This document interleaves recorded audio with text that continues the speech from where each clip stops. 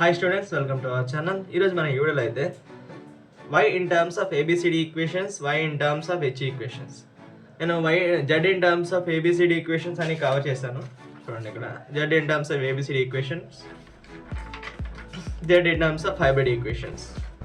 అదే ప్రీవియస్ వీడియోలో అది మొత్తం ఎక్స్ప్లెయిన్ చేశాను ఎలా చేయాలి ఏంటి అనేది. Z in terms of y అంటే ఏమి లేదు, జెడ్ ఈక్వల్స్ టు వై. మీరు జెడ్ కట్టేసి ఇచ్చిన ఈక్వేషన్స్కి దాని ఇన్వర్స్ కడితే అదే వై. ఒకవేళ వర్స్ చేస్తే జెడ్ వస్తుంది.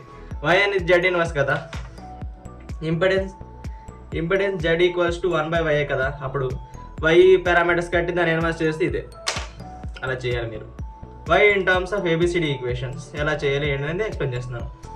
First Y in terms of A B C D equations అన్నప్పుడు వై ఈక్వేషన్స్ రాసుకోవాలి, ఏబిసిడి ఈక్వేషన్స్ రాసుకోవాలి. డిస్టర్బ్ చేస్తుందండి ఇన్ టర్మ్స్ ఆఫ్ ఏది ఉంది చివరిలో ఏబిసిడి ఈక్వేషన్ డిస్టర్బ్ చేసి ఏబిసిడి ఈక్వేషన్స్ని వై ఈక్వేషన్లో మార్చుకోవాలి. చూద్దాం. నేను వై ఈక్వేషన్స్ రాస్తాను. ఫస్ట్ ఏబిసిడి ఈక్వేషన్ కూడా యాస్టీస్గా రాసుకోవాలి. ఈక్వేషన్స్ రాసుకున్నారా? రాసుకున్న తర్వాత డిస్టర్బ్ చేయాల్సింది ఏంటి ఇన్ టర్మ్స్ ఆఫ్ చివరిలో ఏముంది ఏబిసిడి ఈక్వేషన్. దీన్ని డిస్టర్బ్ చేయాలి. డిస్టర్బ్ చేసి I1 I2 ఈక్వేషన్స్ మనం రాసుకోవాలి. దీని నుంచి V1 I1 ఉంది కదా, దీంట్లోంచి I1 I2 ఈక్వేషన్స్ రాసుకోవాలి.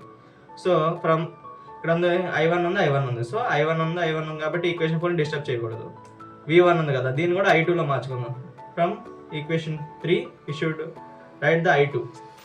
అంటే ఏం లేదు, I2 వాల్యూ రాయండి ఇటు నుంచి.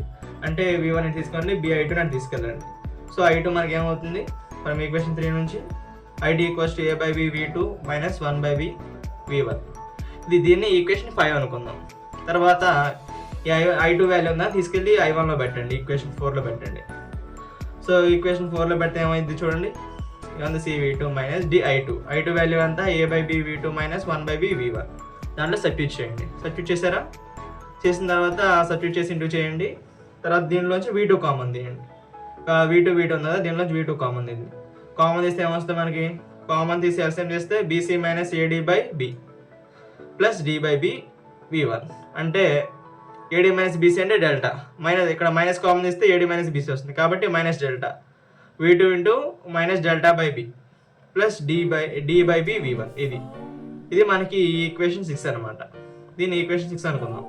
ఇప్పుడు ఏం చేస్తారంటే కంపేర్ ఈక్వేషన్ 5 and 6 ఉంది కదా, 5 and 6 ఏంటి I2 I1 ఉంది కదా, I2 I1 ఏదన్నా దీన్ని I1 I2తో కంపేర్ చేయండి వై ఈక్వేషన్స్తో. కంపేర్ చేస్తే మనకి చూడండి y11 y12 y21 y22 values వచ్చేస్తాయి. ఎలా వస్తాయి అంటే ఇక్కడ I1 ఉంది, ఇక్కడ I1 ఉంది, V2 ఉంది, ఇక్కడ V2 ఉంది. అంటే మనకు కావాల్సింది ఏంటి, ఇక్కడ చూడండి ఇక్కడ I1 ఉంది కదా, దీంట్లోంచి V1 ఎక్కడ ఉంది చూడండి, ఇక్కడ V1 ఉంది, ఇక్కడ V1 ఉంది. V1 కోఎఫిషియంట్ ఎంత y11 ఎంత, ఇక్కడ coefficient D/B. So D/B రాసేసారు. V2 y12 ఎంత మైనస్ డెల్టా/B. I2 చూద్దాం.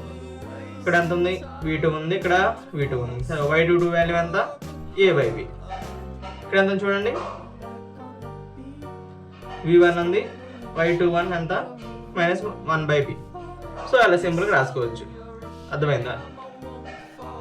అప్పుడు నెక్స్ట్ ఏంటంటే y in terms of A B C D అయిపోయింది. Y in term h equations ఎలా చేస్తారంటే అది మీరు చేయండి, ఏం లేదు. సేమ్ ఇలాగే వై ఈక్వేషన్స్ రాసుకోండి, హెచ్ ఈక్వేషన్స్ రాసుకోండి. రాసుకున్న తర్వాత వై ఈక్వేషన్స్లో I1 I2 ఉంటుంది. హెచ్ ఈక్వేషన్లోంచి దీన్ని డిస్టర్బ్ చేసి I1 I2 ఈక్వేషన్ రాసి I1 I2 ఈక్వేషన్స్ 5 and 6 అనుకోండి. కంపేర్ చేయండి దీన్ని వై యొక్క I1 I2 వాల్యూస్ని, హెచ్ యొక్క I1 I2 వాల్యూస్ని రెండింటిని కంపేర్ చేస్తే మనకు కావాల్సిన Y in terms of H equations వస్తాయి. ఇక్కడ ఏబిసిడి వచ్చింది కదా, Y in terms of ABCD. ఇక్కడ ఏబిసిడి ప్లేస్లో H11 H12 H22 అలా వస్తాయి. అర్థమైందా? అలా చేయాలి. ఇది మీరు హోంవర్క్ చేయండి. సో ఇదండి Y in terms of H equations, why in terms of A B C D equations. మరిన్ని ఇన్ఫర్మేషన్ వీడియోస్ కోసం సబ్స్క్రైబ్ టు అవర్ ఛానల్.